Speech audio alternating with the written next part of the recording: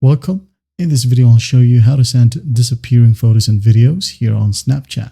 All right, if you find this video helpful, please leave a like and subscribe to the channel for more such tutorials. Now, first up, open up the Snapchat app.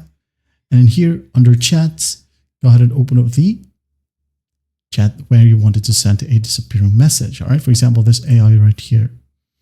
Now you can go ahead and open up your gallery by just tapping on this gallery icon. Or you can go ahead and create a new one by just tapping on the camera icon. Okay. Tap. Now, once you have captured your photo, go ahead and go to these tabs. All right. At the right panel. And you will be able to see this stopwatch icon. All right.